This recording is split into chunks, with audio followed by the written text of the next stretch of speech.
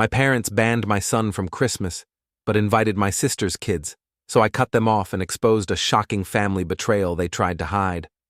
I'm 34, female, and I've been raising my 7-year-old son, Lucas, alone, since my husband, Chris, passed away in a construction accident last year. Being a widow at 34 wasn't exactly in my life plans, but here we are. Some mornings I still reach over to Chris's side of the bed before remembering he's gone. Those moments suck the most. The first few months after the accident were just a blur. That isn't even the right word. It was like moving through fog while carrying a boulder. Between the funeral arrangements, paperwork, and trying to keep it together for Lucas, I honestly don't know how I survived. Lucas kept asking when Daddy was coming home, and every time he asked it felt like someone was stabbing me in the chest. The construction company's insurance paid out $300,000 after Chris's death. Sounds like a lot, right? That's what my family seemed to think. But when you're suddenly a single mom trying to plan for your kid's entire future, well, it's not exactly winning the lottery. I work as a marketing manager at a decent company. Thank God for my boss, Sarah, who's been super understanding about all my schedule changes. So, between my salary and careful budgeting of the insurance money, we're doing okay. Not luxury vacation okay, but we can pay the bills, and Lucas can still do his after-school science program that he loves. The real MVPs in all this have been my in-laws, Mary and Bob. I swear these people are literal angels or something. They pick up Lucas from school almost every day so I can work normal hours, and they never make me feel guilty about it.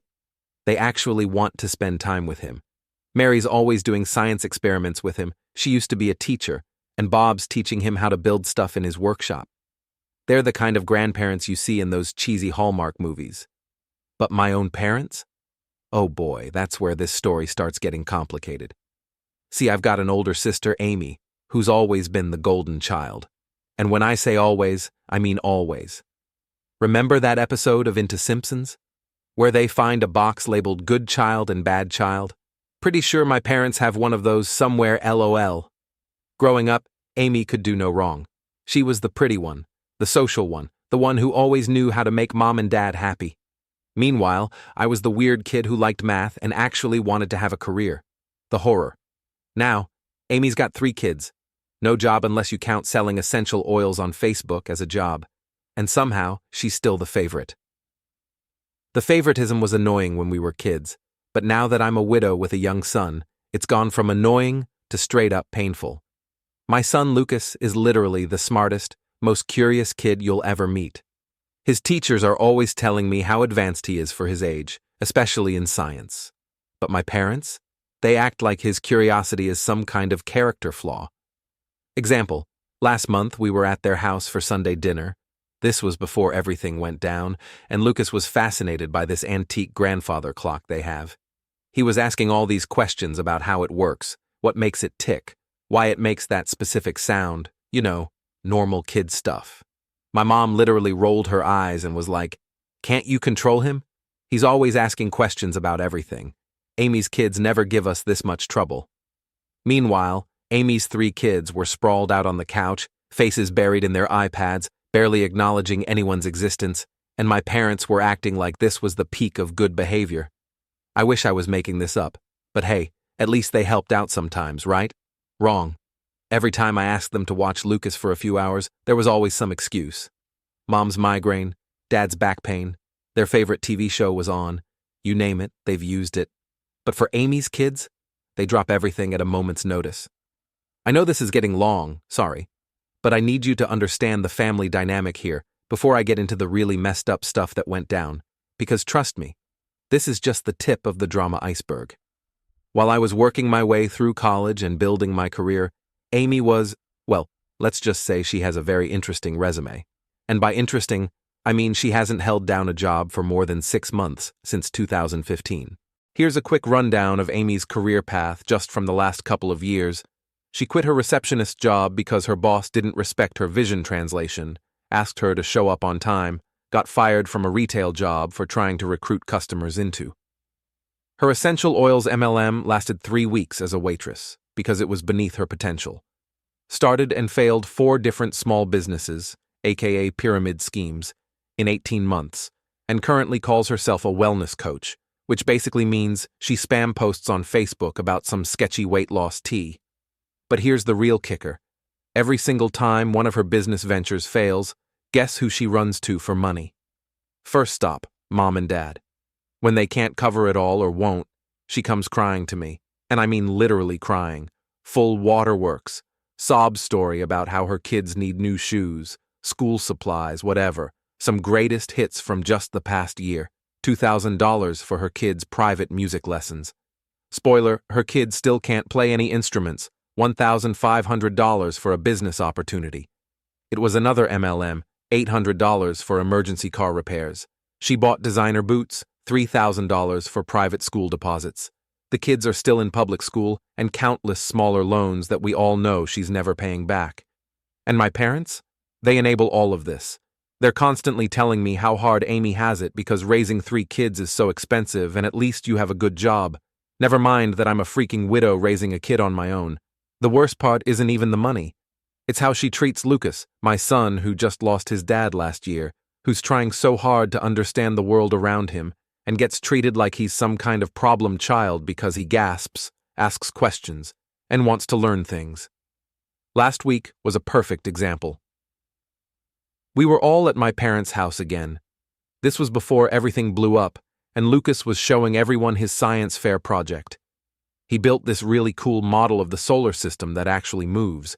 The kids spent weeks on it with Bob helping him get all the mechanics right. Amy's response? She rolled her eyes and loudly asked when Lucas was going to grow out of this phase and learn to be normal like other kids. Meanwhile, her oldest kid was in the corner trying to convince my 12-year-old cousin to vape. But apparently, that's normal behavior. Oh, and here's a fun fact. While she was criticizing my son's interest in science, she was also texting me under the table, asking if she could borrow $500 for her car payment. The same car payment she already borrowed money for last month and the month before that. I know what you're thinking. Why did I keep giving her money? Why didn't I just say no? Honestly, because it was easier than dealing with the family drama that would follow if I refused. My parents would call me selfish. Amy would cry about how I don't care about her kids, and somehow I'd end up being the bad guy every single time. But trust me, this is all building up to something much bigger. Remember how I mentioned the insurance money from Chris's accident? Yeah, my family had some interesting ideas about that, and by interesting, I mean completely insane. So, about 2 months ago, my mom calls me up on a random Tuesday. Honey, why don't you come over for dinner tonight? Just you. Mary and Bob can watch Lucas, right? First red flag right there. My mom never cooks dinner on weekdays unless she wants something. But, like an idiot, I agreed. I show up at their house and immediately notice 3 things. 1. Mom made her special lasagna. The one she only makes when she's about to drop a bomb. 2. Dad was being super chatty. He usually just grunts and watches TV. 3. They'd broken out the fancy wine glasses. The ones from Target they save for special occasions. At this point, alarm bells are going off in my head like crazy. But I'm thinking maybe they just want to talk about Amy's latest financial disaster or something. Oh boy, was I wrong. We get through most of dinner with the usual small talk. How's work? How's Lucas? Have I thought about getting back out there? Then Mom puts down her fork, gets this weird look on her face, and drops the bomb. So, Olivia, we've been wondering, exactly how much was Chris's life insurance payout? I literally choked on my water, like full-on spit take, had to grab a napkin, the whole deal. The audacity of this question. But here's the really stupid part. I actually answered them. Maybe it was shock. Maybe it was years of being conditioned to tell them everything. I don't know. About $300,000, I said. You guys, I swear I could see the dollar signs in their eyes. My mom's fork actually clattered against her plate. Dramatic much? And my dad sat up so straight, you'd think someone shoved a rod up his... Well, you get the idea. Well, Mom says in that super sweet voice she uses when she wants something. What are you planning to do with all that money? I explain that I've invested most of it for Lucas's future. College fund. Maybe help with a down payment on a house when he's older. You know, responsible parent stuff. But they were already shaking their heads before I finished talking. Dad jumps in with, "You should be thinking about the present, Olivia. About yourself. and your family. And the way he said family made it pretty clear he wasn't talking about Lucas. Then they start tag-teaming me with this whole speech about how family needs to support family, and how money shouldn't just sit in a bank when people need help now. Meanwhile, I'm sitting there thinking about how they never offered to help me when Chris died. But whatever. The worst part? They had a whole list ready of things they thought I should be spending the insurance money on, home repairs for their house. Apparently their roof is about to cave in, a new car for Amy, because her third totaled car this year wasn't her fault either. Private school for Amy's kids despite them being perfectly fine in public school.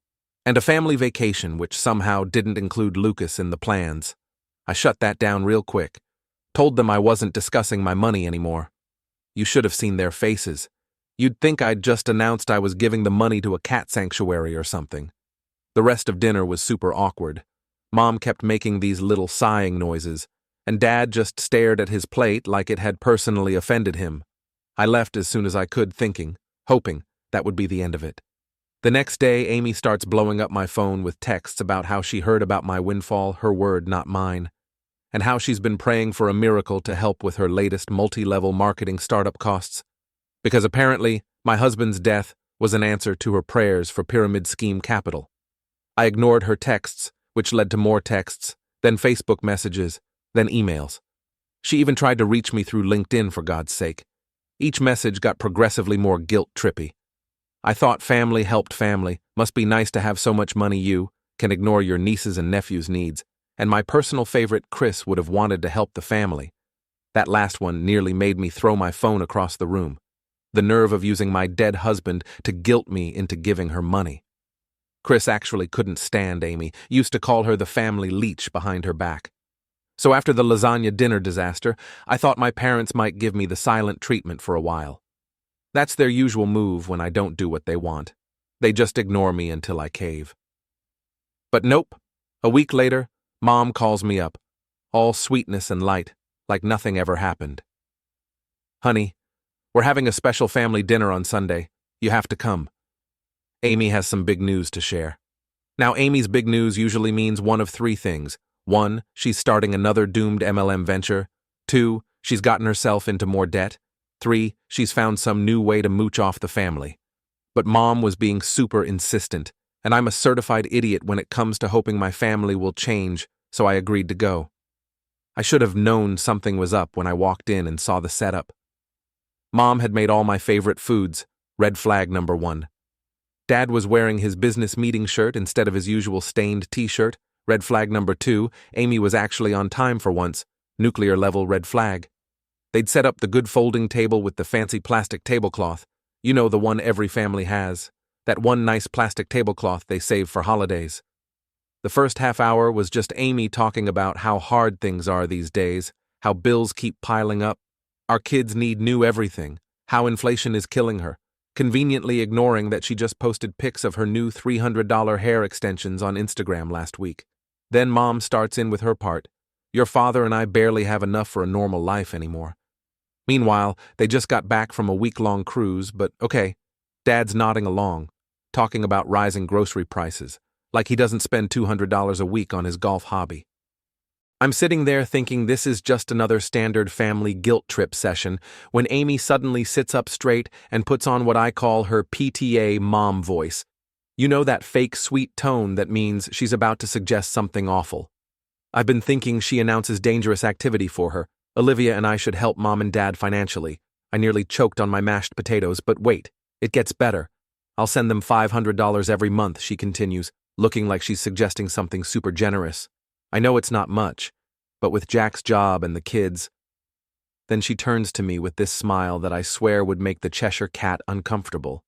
But you, Olivia, you should send them $1,000 monthly. It makes sense. You earn really well at your job, and you only have one child to support. Plus, with your situation, you have other income now. The audacity of this woman. My situation? You mean being a widow?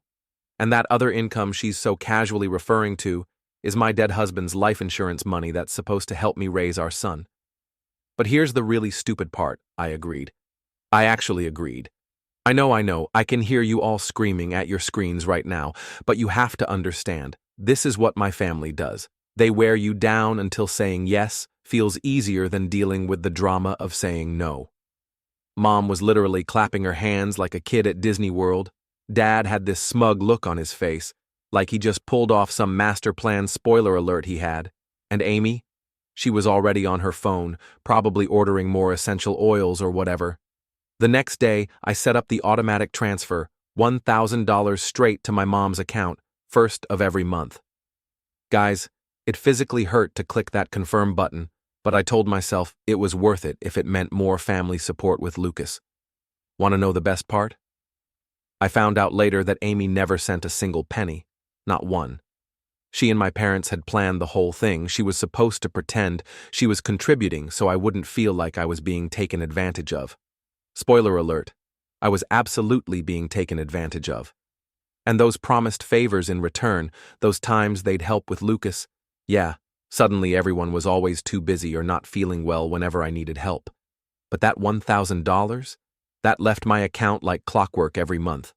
Looking back, I can't believe how naive I was. But this isn't even the worst part. Oh no, the real fun started when Christmas rolled around. December was actually starting out pretty good. Lucas was super excited about Christmas. He'd been working on this adorable list for Santa. Mostly science kits and books, I know, my little nerd. Mary and Bob had helped him make this amazing gingerbread house that actually had working lights inside. Bob's an electrical engineer and loves doing projects with him. Then, exactly 1 week before Christmas, my mom calls. I'll never forget this conversation because it was so bizarre from the start. Olivia, honey. Always a bad sign when she starts with honey about Christmas Eve. We've decided to do something different this year. We're having an adults-only party. No children allowed. I literally sat there staring at my phone for a solid minute. Christmas Eve at my parents' house was like can be spent the next week, going back and forth about what to do. Lucas was obviously disappointed when I told him, but being the amazing kid he is, he tried to hide it. It's okay, Mom. Grandma Mary said we can make cookies and watch Christmas movies. I swear, my in-laws are actual angels. Finally, I decided to compromise. I'd leave Lucas with Mary and Bob for a few hours, make a quick appearance at my parents' house to exchange gifts and say hi, then head back to have a proper Christmas celebration with my son and in-laws. So Christmas Eve rolls around and I pull up to my parents' house around 7:15. The driveway is packed with cars, way more than usual for our family gatherings. I can hear Christmas music and lots of voices from inside. I grab my bag of gifts and head to the door. And guys, what I saw when I opened that door, I still get angry just thinking about it. The house was full of kids, not just a few kids, all the kids. Amy's 3 were running around with paper crowns on their heads. My cousin Linda's kids were by the Christmas tree, eating cookies. My cousin Mark's twins were playing some game on their Switch in the corner. My cousin Susan's teenager was taking selfies by the fireplace. Every single kid in the family was there, except Lucas. I stood in that doorway for what felt like forever, just trying to process what I was seeing. The gift bag felt like it weighed 1,000 pounds in my hand. The Christmas music that had sounded cheerful from outside now felt like it was mocking me. My Aunt Marie spotted me first. Olivia, sweetheart. She rushed over to hug me, then looked around expectantly. Where's our little scientist? Don't tell me he's sick on Christmas Eve. Before I could answer, my cousin Peter chimed in. Yeah, where's Lucas? Jake's been wanting to show him his new chemistry set. More relatives started gathering around, all asking the same question. Where was Lucas? Why wasn't he with me? Each question felt like a knife twisting in my gut. Through the crowd, I spotted my mom in the kitchen, arranging cookies on a Christmas-themed platter, like everything was perfectly normal, like she hadn't just excluded her only grandson from a family Christmas celebration. And Amy?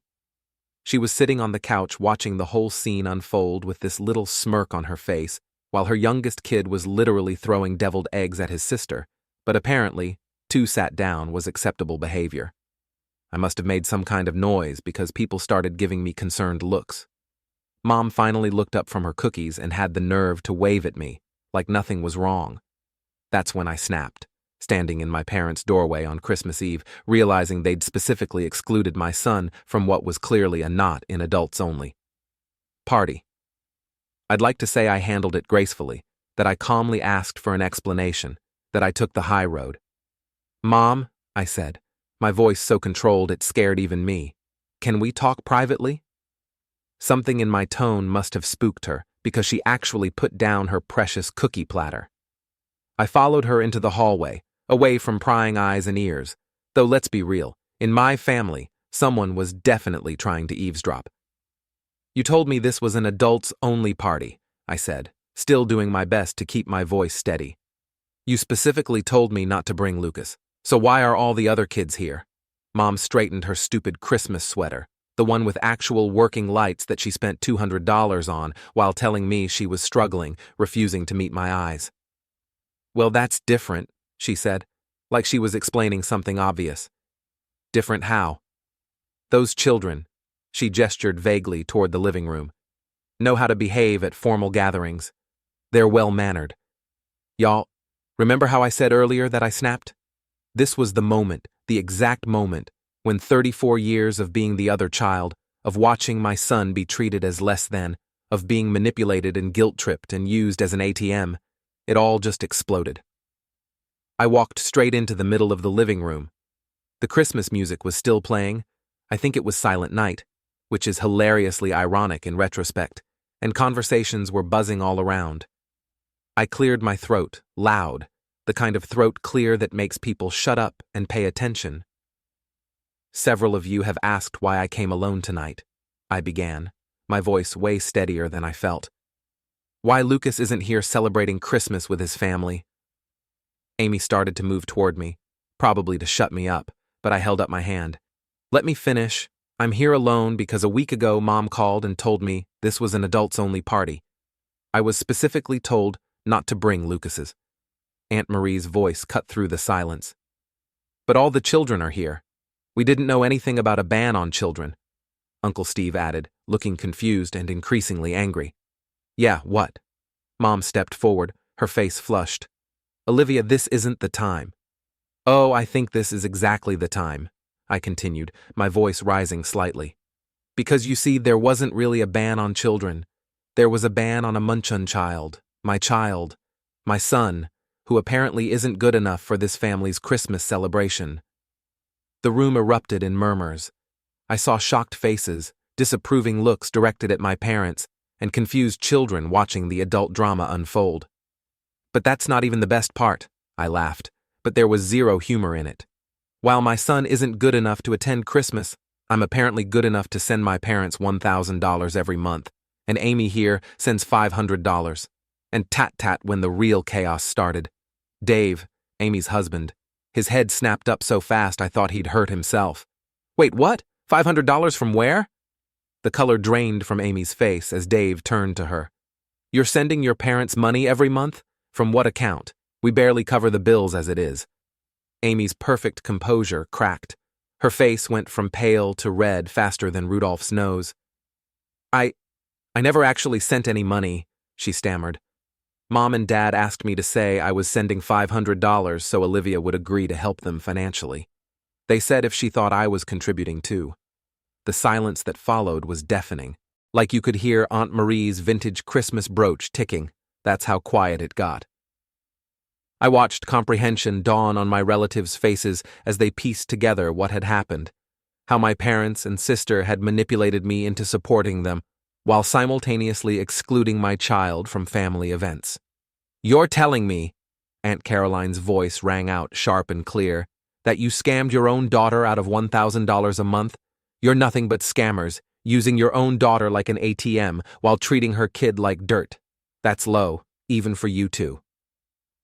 The room exploded, and I mean undexploded. First, Uncle Mike stood up and announced he couldn't stay in the house another minute. Then Aunt Marie and Uncle Steve started gathering their kids' stuff. Pretty soon, everyone was heading for their coats. The best part? People were making these loud comments as they left. I can't believe they'd scammed their own daughter, using their grandson's college fund, disgusting, and on Christmas Eve of all nights. No wonder Chris never liked them. Thanks for that one, Uncle Steve. I didn't stick around for the rest. I grabbed my bag of gifts, ended up donating them to the children's hospital, seemed fitting, and walked out. The sound of that door closing behind me felt like closing a chapter of my life. But here's where it gets good. Remember how I said Lucas was having Christmas science experiments with Mary and Bob? When I got back to their house, they had turned their entire living room into this winter wonderland science lab. There were safe chemical reactions making snow, experiments with dry ice creating frost, and Bob had rigged up this whole light display to demonstrate how the northern lights work. Lucas was in absolute heaven. He didn't even ask about the family party. He was too busy learning about the physics of snowflakes or something equally nerdy and adorable. The next morning, while Lucas was still asleep, surrounded by his Santa presents, including this massive chemistry set that Mary and Bob definitely helped Santa pick out, my phone started blowing up. "Mom, we need to talk about what happened." "Dad, you're being dramatic." "Amy, how could you ruin Christmas?" Also, Amy, "Hey hun, speaking of Christmas, have you heard about this amazing new essential oil blend? It's perfect for holiday stress. Only $89.99. I blocked them all. But then the good messages started coming in. Aunt Caroline calling to tell me how the rest of the night went down after I left. Uncle Mike offering to help me set up a proper investment account for Lucas's college fund. Cousin Linda inviting us to her son's science fair next month. Even Dave texting to apologize for not seeing what was happening sooner. The funny thing about cutting toxic people out of your life is how much room it makes for better relationships to grow. In the month since Christmas, Lucas has been thriving with all the positive attention from family members who actually value his curiosity. My aunts and uncles have been including us in everything. I've gotten closer to my cousins than we ever were growing up. The money I was sending to my parents is now going into Lucas's college fund, plus some extra from Uncle Mike's investment tips. Mary and Bob continue to be absolute angels. Last week, Lucas asked Uncle Mike how his pool filter works. Instead of telling him to be quiet or handing him an iPad, Mike spent an hour explaining water filtration systems. My kid was fascinated, and Mike was stoked to have someone actually interested in learning. Dave and Amy are still together but in serious counseling. Amy's tried to contact me through at least 12 different MLM Facebook accounts. My parents sent some fancy gift for Lucas. I donated it. Mom still tells everyone I ruined Christmas. I'm okay with that. I finally went to therapy myself, and it's been amazing. Lucas is talking about wanting to be a scientist like Bob when he grows up. So yeah, that's the end of my story. Losing my family helped me realize who my real family was all along. Lucas is happy, I'm happier, and life is actually pretty good without the constant drama and manipulation.